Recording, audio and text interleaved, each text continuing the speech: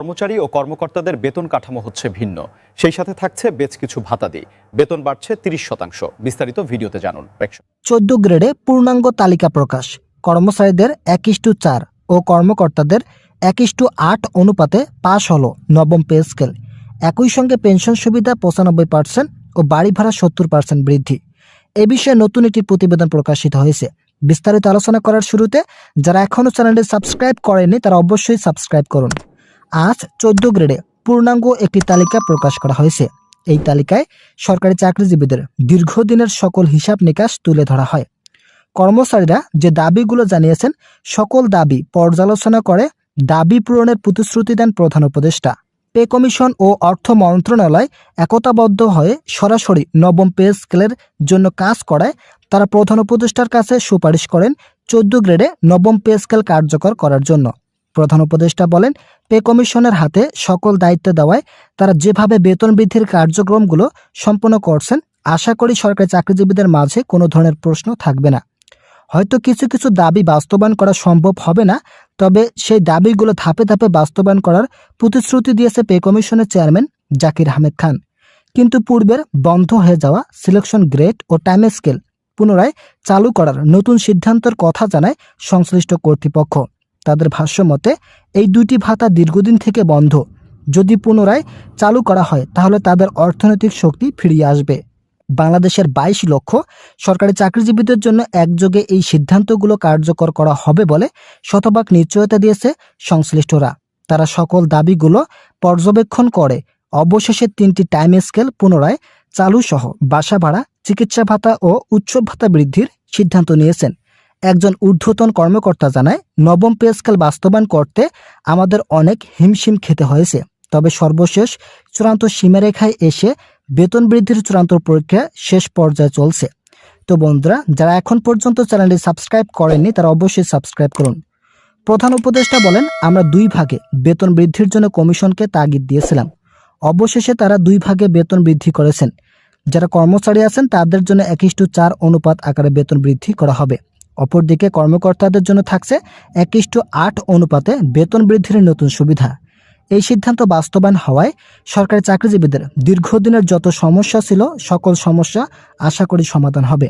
একই সঙ্গে নিম্ন গ্রেডের যারা কর্মচারী আছেন তাদের দীর্ঘদিনের সকল সমস্যার সমাধান এক নিমিষেই ঘটবে।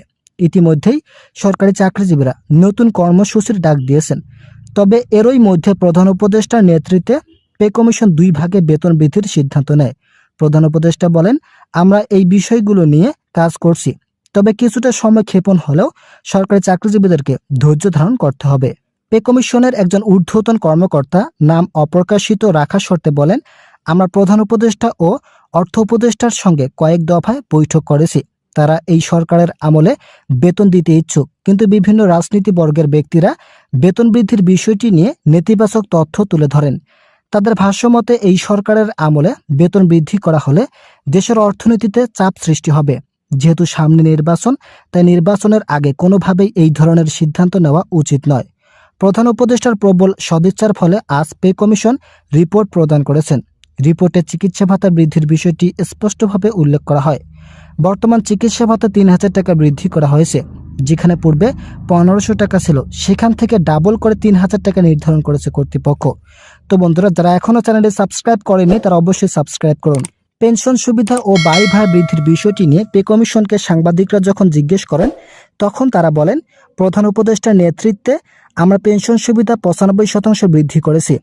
আমাদের প্রাথমিক দিক থেকে লক্ষ্য ছিল শতভাগ হারে পেনশন সুবিধা বৃদ্ধি করার জন্য। তবে এই বিষয়টি বাস্তবায়ন করতে দেশের অর্থনীতির উপর প্রবল চাপ সৃষ্টি হবে।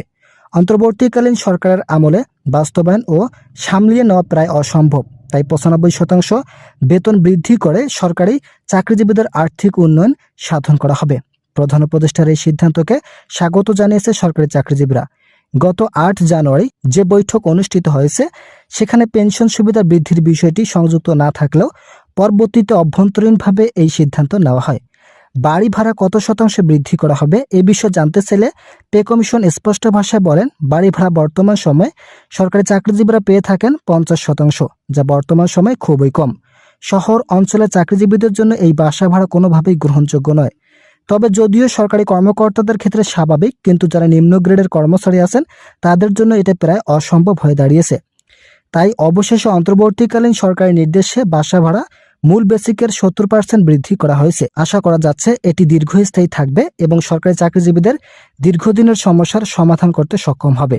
প্রধান উপদেষ্টা আরও বলেন, আমরা যে সিদ্ধান্তগুলো নিয়েছি সেগুলো আগামী 5 বছর পর্যন্ত কোনো ধরনের বৈষম্য সৃষ্টি করবে না। মূলত বাড়ি ভাড়া, চিকিৎসা ভাতা এবং উৎসব ভাতা বৃদ্ধির যে সিদ্ধান্ত নেওয়া হয়েছে, ইতিমধ্যে এই সিদ্ধান্তগুলো গেজেট আকারে প্রকাশের প্রস্তুতি চলছে। বাড়ি ভাড়া মূল বেসিকের 70% বৃদ্ধি করা হবে। এছাড়া অন্যান্য ভাতা সংযুক্ত থাকছে, যেমন পেনশন সুবিধা থাকছে 95%। এই বিষয়গুলো আগামী 5 বছর পর্যন্ত বহাল থাকবে। তাই ইতিমধ্যেই পে কমিশন ও অর্থ মন্ত্রণালয় জরুরি বৈঠকের মাধ্যমে এই সিদ্ধান্তগুলো নিয়েছেন। তো আজকের এই ভিডিওটি পর্যন্ত, আশা করি ভিডিওটি থেকে অনেক উপকার পেয়েছেন। যদি উপকার পেয়ে থাকেন তাহলে অবশ্যই আমাদের এই চ্যানেলটি সাবস্ক্রাইব করে আমাদের সঙ্গেই থাকবেন।